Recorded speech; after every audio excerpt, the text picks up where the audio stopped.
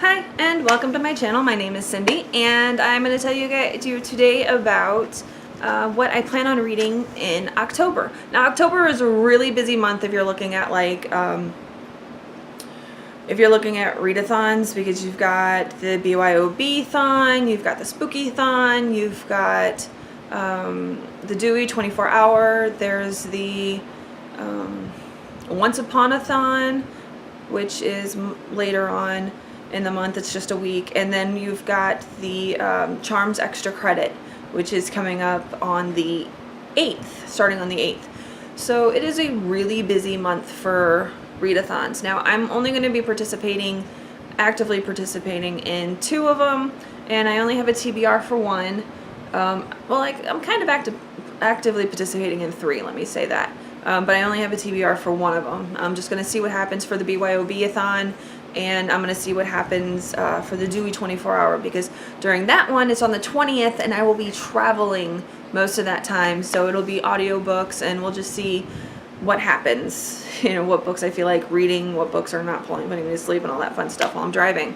But anyway, so without further ado, and I will tell you my TBRs for the things and the books that go for what, when we get there. But to start off, for October, I have 2 books that I am going to be finishing that I did not finish in September. And the first one is my Finding Someplace. Wrong side. First one is my Finding Someplace. And, it's a really good book so far. I really like it. It's set before, during, and after Katrina, and it's following this one little girl. She had her birthday. Her 13th birthday was the day Katrina hit. That is uber sad. Now, this is a fiction, but a lot of the stuff that, happens in this, it's a historical fiction, essentially. A lot of things actually did happen. She gets left alone, but she's with her 80-year-old neighbor. Her dad's a cop, her mom's a nurse, so they get pulled away during this horrific time. And so, yeah, it's just tear-jerking, and it's had some funny moments, but mostly a little tear-jerking, and it's just, I can't wait to finish it, because I want to see what happens at the end. I want to see the family get back together again. So yeah. The next one that I started was the buddy read with my sister. It stars Uncharted, and so yeah, I think it's the first of the series, but I don't know. It just came out in 2018. So I haven't done a lot of research. We'll see what happens. But it is really, really good so far. There's body modifications. There's starships. There's treasure. There's just, there's so much. And it is just really awesome. And it's hard to put it down. So you should I definitely recommend this one. Even though I haven't finished it yet, I definitely recommend it. Okay. So the next one I have is the only book that I have planned for the BYOB so far. Which BYOB is Bring Your Own Book. And this is for the challenge of, loosely, for the challenge of a book recommended by a friend. Well, this wasn't recommended by a friend. This is recommended by a teacher, essentially, because as you know, I'm getting my master's degree right now, and one of the books that we have to read for our homework for this month is The Crossing by by Gary Paulson. I keep trying to call him Gary Peterson. No, by Gary Paulson. And I'm not sure what the assignment is with it. He just said, by next Friday, you guys have to have this short book read. And so here we go. He's recommending that I read it so that I get a good grade. So this is my loosely based recommendation by a friend. And so far, it's really good. I'm about halfway through. I just started it, and it is short, and it's an easy read. It's only got 114 pages. It's about a boy who is about 13, 14. He's not for sure because he's been an orphan all of his life, and he lives in Mexico, and he's trying to get across the Rio Grande to go to the north or go to America and live, because the city that he lives in is uber dangerous. It's right next to, or right across the river from, from Fort Bliss, which is in El Paso. And it interests me. I mean, one of the reasons why it interests me is because I spent some time, about a month or so, when I was and went down to El Paso because my brother was stationed in Fort Bliss for a little while, and I remember him showing us the bridge and showing us the city, which I think is like Juarez, I think is how you pronounce it, and saying don't go over there, or we're not going to go over there, you should never go over there because it's dangerous.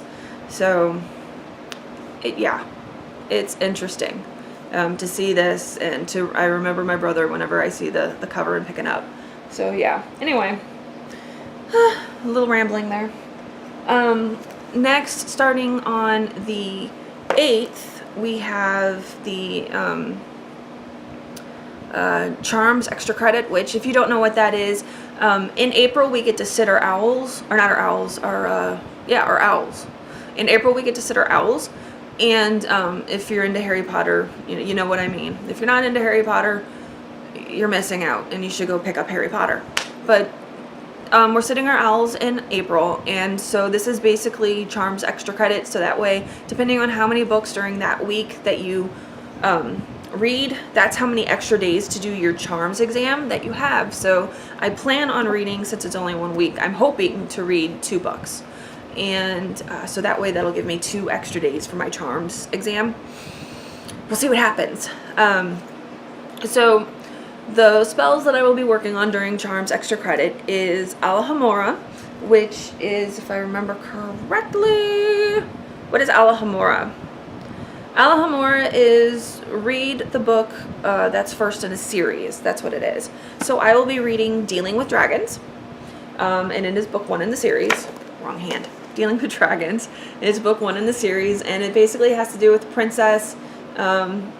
She refuses to be a proper princess, and she's very headstrong, tomboyish, and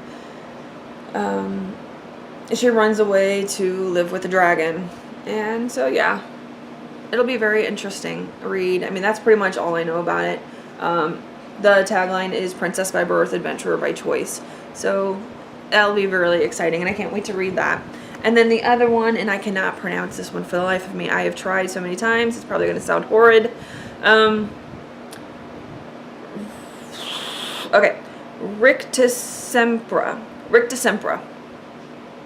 So Rictusempra is a book that tickles you in the right way, which basically it's an exciting trope, it's a theme, it's a genre, it's a book that you've been really looking forward to reading.